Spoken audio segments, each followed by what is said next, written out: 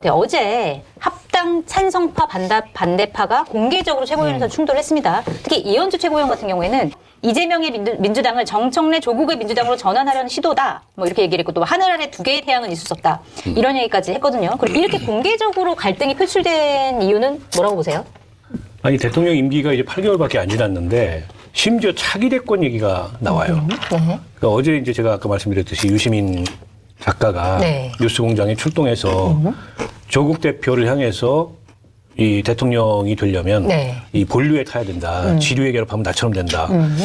근데 그거는 보기에 따라서는 일종의 이제 금기를 건드리고 네. 이 선을 넘는 그런 발언이라고 볼 수 있어요. 이 대통령 임기가 절반이 지난 것도 아니고 네. 이제 8개월밖에 안 됐는데 여권의 빅스피커가 이 합당 문제를 차기와 결부시켜서 얘기한다는 거는 일각의 의심처럼 네. 뭐 이 세력 재편을 하려는 거 아니냐. 근데 이런 문제의식이 생길만 하죠. 네. 그런데다가 이른바 이제 뭐 친명이냐 친청이냐 그걸 확장해 보면 옛날에 왜 문명 충돌 이런 얘기 있었잖아요. 네. 친문이냐 친명이냐. 맞아요. 이 두 세력이 미묘하게 달라요. 네. 그러니까 결국에 이 충돌 아니냐. 네. 이런 시각까지 있어요. 저는 그 예민한 이유가 여러 가지가 있겠지만 전당대회가 제일 크다고 생각합니다. 전당대회. 결국 정청래 대표는 한 번 더 전당대회에 도전해서 연임을 하려고 하는 의지가 있는 것 같고 네. 또 그에 대해서 견제의 목소리가 만만치 않은 것 같고 그래서 더더욱 이게 예민해지고 있는 게 아닌가 싶어요. 네. 이제 어제 최고위에서 이현주 최고위원의 그 공개 선언으로 네. 이건 절차와 과정의 문제가 아니라 권력투쟁이라는 걸 선명하게 드러낸 거예요. 합당 자체가 문제다. 그렇죠. 그러니까 이현주 의원의 그 워딩을 보세요. 네. 제2인자, 3인자가 1인자를 뭐 어떻게 뭐 거꾸로 뒤집어 풀려는 거고 뭐 권력 뭐라 그러더라? 뭐 대권 노름, 대권 욕심 막 이런 게 나와요. 네. 그러니까 굉장히 강경한 워딩이에요. 그건 뭐냐면 간단히 설명하면 정청래 네가 지금 대통령의 눈 시퍼렇게 뜨고 있는데 민주당을 먹어서 네. 대통령 이유를 네가 도모하는 거 아니냐. 이건 완전히 이건 일종의 이제 조선시대로 지금 역모에 가까운 거죠. 네. 역모를 꾸미고 있다. 그러니까 권력 투쟁을 선언한 거예요. 네. 그러니까 이제 사실은 그 앞에 있는 문정복이는 이제 정청래 편이니까 또 거기서 또 공개적으로 반박한 거고 그런 거죠. 저는 어제 이현주의 공개 발언으로 이건 권력 투쟁이라고 이제 친명에서는 규정을 한 겁니다. 아하. 그리고 이게 이현주의 권력 투쟁이 또 간단치 않은 게 권력 투쟁 발언이 그 발언 있기 전날 문자가 공개되잖아요. 네. 그 문자가 국무위원과 국회의원인데 국회의원은 이현주라는 것이고 네. 국무위원은 김민석이라는 소리 파다하잖아요. 네. 근데 김민석 총리는 자기는 아니다라고 이제 부인을 했습니다. 나도 어제 술 먹었냐 그럼 안 먹었다고 그러지 뭐 먹었다고 그래요? 그럼 확인할 수 있어? 먹어보는. 근데 정황상 먹은 거거든. 네. 그러니까 김민석 국무총리하고 이현주 국회의원 사이에 그런 문자가 오고 가고 네. 그리고 그 다음날 이현주가 그런 공개 발언을 하잖아요. 이건 그 김민석 총리가 보낸 것으로 알려진 그 문자에 뭐라고 써 있습니까? 타격 요인, 타격 네. 소재. 네. 타격 소재. 뭐라면 타격하라는 거 아니에요. 그러니까 바로 그 다음날 최고에서 공개 타격한 거예요. 아하. 그러니까 오다가 있었고 오다에 따른 이행이 있었던 겁니다. 그러면 네. 김민석 국무총리가 자기 혼자 했겠나. 적어도 대통령의 심기는 살폈을 거 아닙니까? 네. 대통령에 대한 묵시적 동의는 안 받았다 치더라도. 그리고 김민석이 왜 발끈할 수밖에 없냐면 8월달 전당대회는 정청래와 김민석의 싸움 아니에요. 그게 이미 정해진 건가요? 그렇죠. 정해져 있죠. 정해져 김민석은 있다? 서울시장까지 포기하고 총리하면서 지금 8월달 기다리고 있는데 어느 날 갑자기 뜬금없이 느닷없이 난데없이 합당선언을 해가지고 정청래 우호세력을 끌고 들어오는 거 아닙니까? 네. 그리고 1인 1표제 해버리고 전당화 투표 해버리면 그걸 어떻게 당하겠어요? 박찬대가 그냥 허벌판에서 두드려 맞고 무너지는 판인데 그러니까 김민석은 답답한 거죠. 저거 그럼 조져라 이렇게 되는 거예요. 그러니까 이건 권력 투쟁이 시작된 겁니다. 시작됐다. 시작된 거예요. 뭐 아니나 다를까 김민석 국무총리 같은 경우에는 그 메시지는 본인이 쓰지 않았다라고 얘기를 하면서도 신년 기자간담회에서 이 합당에 대해서 이렇게 얘기를 했습니다. 민주적으로 시작하지 않으면 과정이 민주적이지 않고 결과도 바람직하지 않다는 경험을 가지고 있다. 그래서 이거는 이제 당내 정청래 대표를 겨냥한 발언이다. 이런 이제 해석이 나오는데 실제로 이거는 그러면 김민석 총리도 이 싸움에 올라탔다 이렇게 좀 봐야 되는 올라탄 건가요? 거죠. 올라탔다. 그다음에 어디 산푸른가 가가지고 그 이야기도 하고 네. 그다음에 자기는 당대표를 로망이다 로망. 로망이다. 로망은 좋아한다는 뜻 아니에요. 네. 그러니까 그건 당대표를 내가 하고 싶은데 그거 준비하고 있는 건데 대통령하고 다 이야기 된 건데 네. 왜 너희들 이렇게 변칙을 구사하냐 이거거든요. 그러니까 저는 물러설 수 없는 권력투쟁이 된 거고 네. 그러니까 차기 권력을 둘러싸고 그 왕당파와 당권파가 이제 붙기 시작한 거죠. 네. 그런데 왕당파. 그렇죠. 근데 누가 이길지는 제가 보건대로 냉정하게 분석하면 네. 정청래가 100% 이겨요. 그래요? 정청래를 어떻게 당합니까? 당원 주권으로 다 전당원 투표 해버리겠다는데. 네. 저는 그래서 정치학자로서 일종의 지식인으로서 당원 주권을 별로 안 좋아합니다. 그래요? 네, 꼰대로서. 굉장히 폐해가 많고 부작용이 많은 건데, 그건 나중에 1시간 내 기회를 좀 설명을 해드릴게. 네. 근데 이 당원 주권이라는 허울 좋은 명분을 가지고 정청래는 자기가 뜻하는 대로 모든 걸 이뤄 나가는 거예요. 네. 그렇게 하는 거, 이거 장동혁도 똑같은 거야. 장동혁도 전당원 투표 붙이고 뭐 하면은 윤호개인이나 이놈들 들어가고 막 다 판치고 다뤄가는데 어떡하겠어요. 개딸이나 윤호개인이나 뭐 유두훈이랑 말 조심해야지. 비슷한 거예요. 알겠습니다. 지금 차기 전당대회가 8월이잖아요. 네. 아직도 6개월이 남았어요. 근데 현직 총리가 총리직에 있으면서 네. 당대표를 로망이라 그러면 이거 이제 출사표를 사실상 던진 거고 그러니까 이미 저 얘기로 네. 차기 당권 경쟁은 점화가 된 겁니다. 스타트가 된 거예요. 그럼 말씀하신 대로 이재명 대통령의 어떤 묵시적인 동의, 의중 이런 게 반영됐다고 봐야 되나요? 그러니까 대통령이 적어도 반대하진 않는 건 확인이 된 거고 네. 다만 이제 지난번에 박찬대 의원 경우처럼 대통령이 좀 노골적으로 지지 지원한다라는 의중을 드러낼지는 잘 모르겠어요. 왜냐하면 지난번에 한번 실패했고 네. 대통령 입장에서 그게 면이 깎이는 거거든요. 그럴 수 있죠. 여기서 한 번 더 면이 깎으면 진짜 레임덕이 될 수 있어요. 네. 게다가 이번 당대표는 총선 공천권을 갖는 당대표이기 때문에 1년짜리 지금 당대표하고는 이 당대표 위상이 다릅니다. 그렇겠죠. 때문에 대통령의 의중을 그렇게 드러내지는 전 않을 거라고 봐요. 그러나 대체로 다 그렇게 해석을 하고 있잖아요. 네. 더군다나 총리였던 사람이 출마하면 당연히 그런 해석이 나올 수밖에 네. 없는 거고 그래서 아까 이제 뭐 왕당파 당권파 이런 말씀도 하셨는데 결과는 저는 뭐 아직은 예측하기 좀 이르다고 봐요. 네. 그러니까 봐야 되고 물론 이제 당원 주권이 이제 확대됐고 더 확대된 거잖아요. 네. 1인 1표로 인해서. 그러니까 정청래 대표가 이제 유리한 고지에 서겠죠. 그러나 선거 결과가 굉장히 중요해요. 그게 직접적인 영향을 미칠 거고. 네. 그리고 김민석 총리도 이전에 김민석하고 좀 다르죠. 몸집을 많이 키운 거예요. 때문에 뭐 지금 누가 이길 거다 이렇게 단정하기는 어려운데 네. 아무래도 정청래 대표가 본인에게 유리한 환경과 지형을 지금 당대표 위치에 있으니까 만들고 있는 거죠. 그러니까 이재명 대통령 생각은 제가 이렇게 추측해 보건데 대통령이 된 다음에 조국을 바로 사면해 줬잖아요. 네.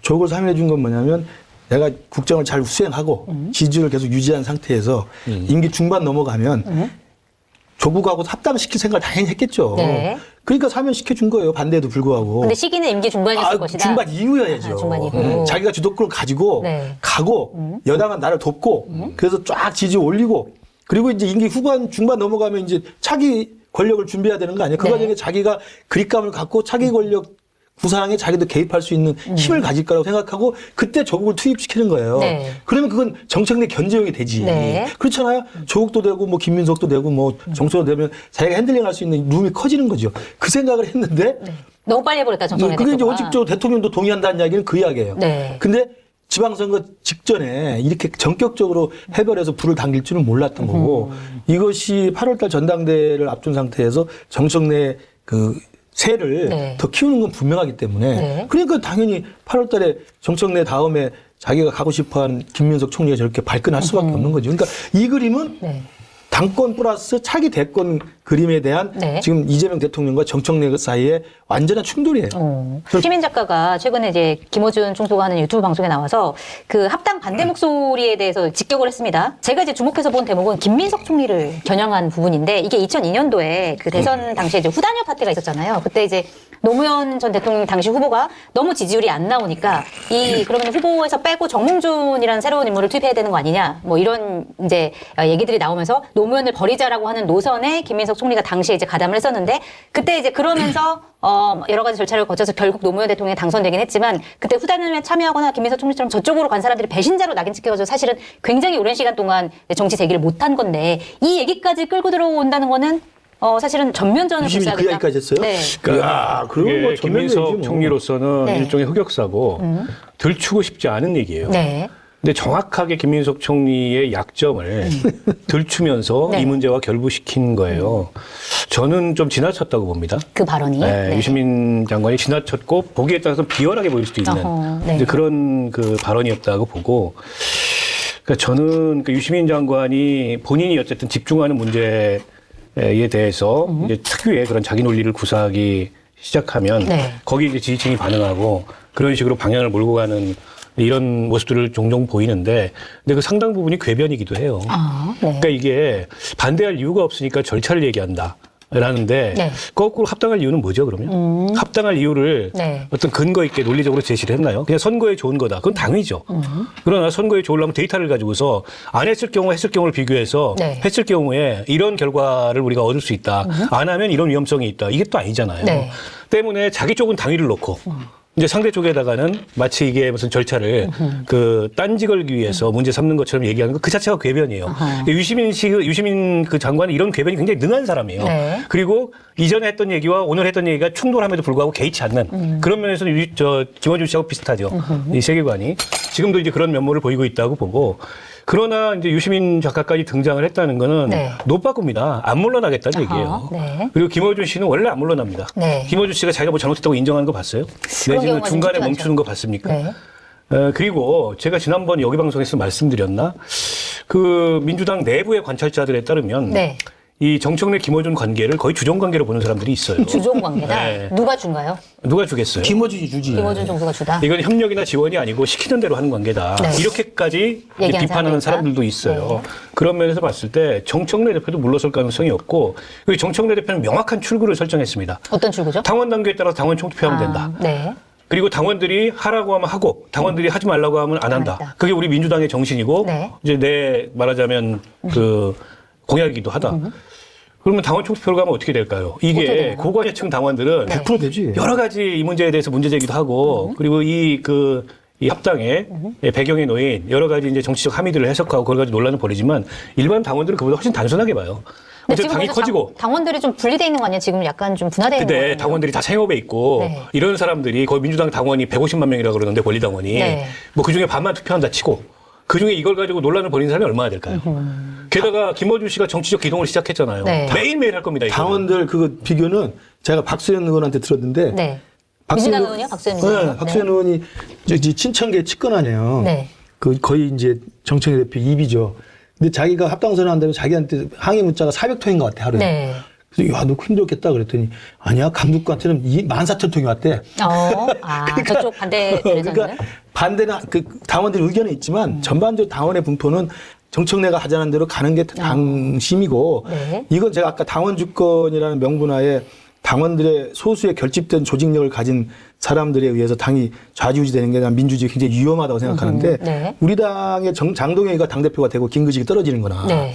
그리고 저 당의 정청래가 하자는 대로 저렇게 가는 거나 뭐 이전에 이재명 대표도 마찬가지였죠. 이재명 대표가 당대표 할 때 온 당을 일색화시켜서 개딸들 천지로 만들어가지고 박용진이 뭐 조금 박해니 뭐 비명들은 그 지부당사 앞에 가서 막 데모하고 그랬던 거 아니에요. 네. 근데 그런 소수의 결집된 조직력으로 이게 마치 당원 전체 목소리다라고 해서 밀어붙이는 게 이게 사실은 당원 민주주의를 가장한 독재거든요. 그게 사실 전 그렇게 세계적인 보시는 현상이에요. 네. 그래서 저는 정치학자로서 그걸 너무 저는 위험하게 보는데 지금 정청래 그렇게 하고 싶다는 거 하면 돼요. 하면 된다. 우리 당도 그렇게 하고 있고. 그럼 결국 전당 투표를 하면은 합당의 찬성표가 더 많이 나올 것이다. 두 분 다 그렇게 보시는 거예요? 그럼요, 나오지. 그 당원 애초부터- 투표라는 건 뭘 하자 그러면 안 하자라는 건 별로 없어. 네. 그렇게 되는 거예요. 애초부터 이렇게 설계된 거고요. 네.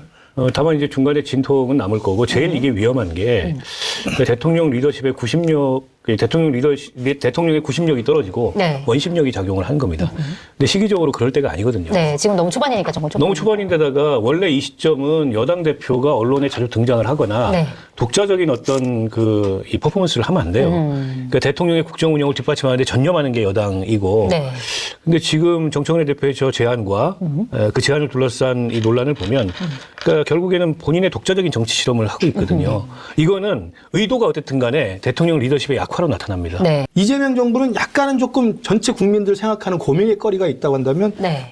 정청래가 이끌었던 민주당 강경파들은 그냥 밀어붙이는 거거든. 왜냐하면 좀 더 진보적 개혁적으로 간다. 개딸들한테 국민 맞추면 되니까 아까 말한 당원 주권이란 미명하에 소수의 결집된 조직에만 기호를 맞춰주면 되니까. 네. 근데 거기에 조국이 항상 더 왼쪽에 있었잖아요. 네. 아. 그러니까 조국이 들어오면 네. 그게 이재명 편을 들겠어요? 정청래 편을 들겠어요? 그쪽으로 기울 수밖에 없다. 당연하죠. 정청래 그러니까 쪽으로. 정청래는 우분이 들어오는 거야.